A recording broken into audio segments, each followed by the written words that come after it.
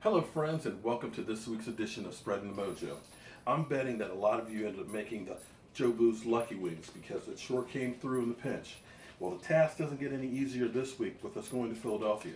So I'm going to teach you how to make my version of the Philadelphia cheesesteak. Eagles fans, you guys turn away. Now, I've been to Pat's, I've been to Geno's, not bad cheesesteaks. Not my style though. I like real cheese and I like real steak on mine. So follow along and I hope you enjoy this recipe. Let's take a look at our basic ingredients. Of course, we're going to use some nice ribeye steaks and we're going to season those with some dry mustard, some brown sugar, some coffee grounds, a little bit of garlic, some chipotle chili powder, some cilantro, some rosemary, Worcestershire sauce, balsamic vinegar, and red wine. And we're going to mix those together. Chipotle pepper, coffee grounds, dried mustard, brown sugar, a little bit of garlic salt,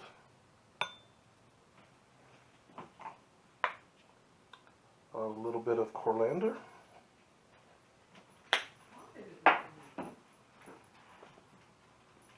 and fresh ground pepper.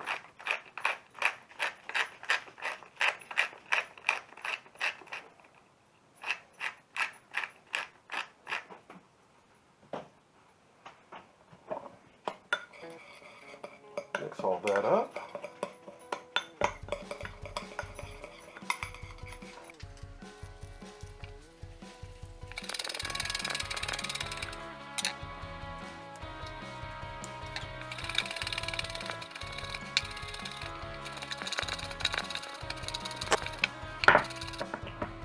Spread that around.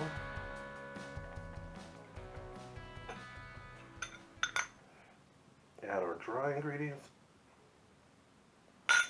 Be sure to get both sides. We're going to put some of our balsamic vinegar.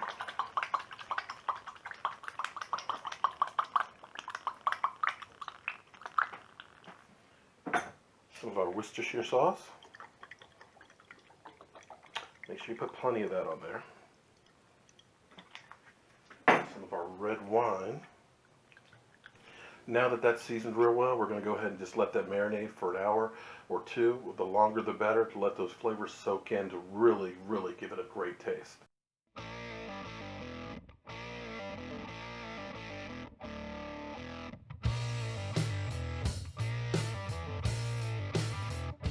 We're going to be cooking this on the grill today. We're just going to turn them 90 degrees to get that good sear mark on them.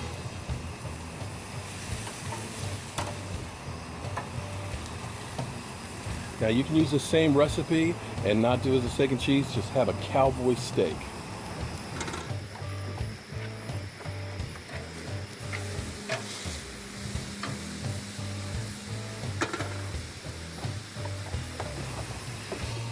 Now that the steak is cooking well on one side, we're going to go ahead and start cooking our vegetables.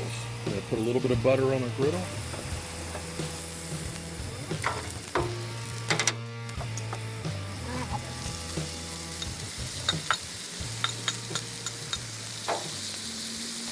Now we're going to let our meat go ahead and cook to about 145 degrees, and that's about medium rare. If you don't like your meat that rare, you can cook it a little bit longer, but really eat chicken instead. And we're also going to saute our vegetables so that the onions get clarified, and this is going to be fantastic. Eat your heart out, Eagles fans.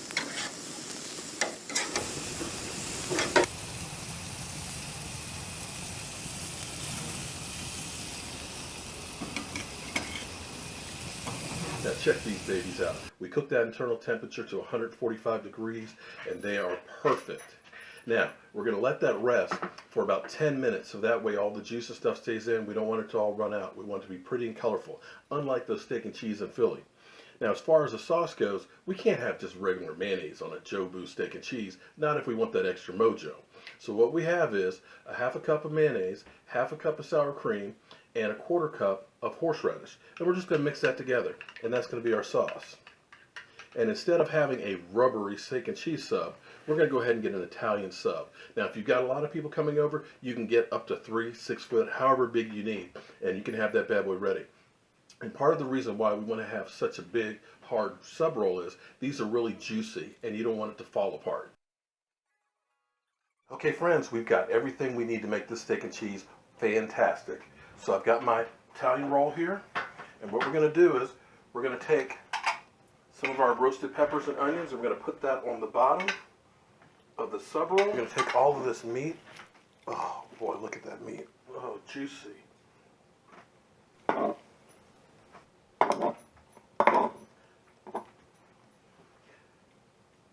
Now, of course, in Philadelphia, they use the cheese whiz. I'm sorry, melted cheese, it's not really cheese. I think actually it's only one step away from being plastic.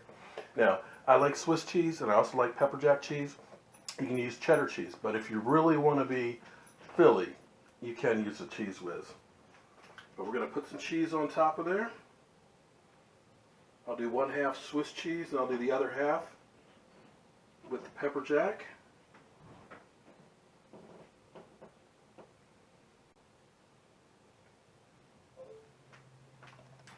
And we're just going to put that in the oven in the broiler for just a few minutes and let that.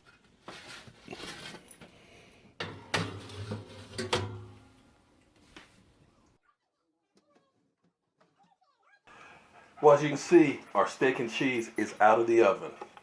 And we're going to go ahead and dress it. Wow. Now that's a steak and cheese. Well, as you can see, friends, here's Jobu's steak and cheese. Now be sure you click subscribe so that way you can get some more of my great game day recipes. We're probably going to need those hot wings, so make sure you check out Jobu's Lucky Wings because we're going to need some extra mojo on Sunday. And be sure to click subscribe so that way you can keep spreading the mojo.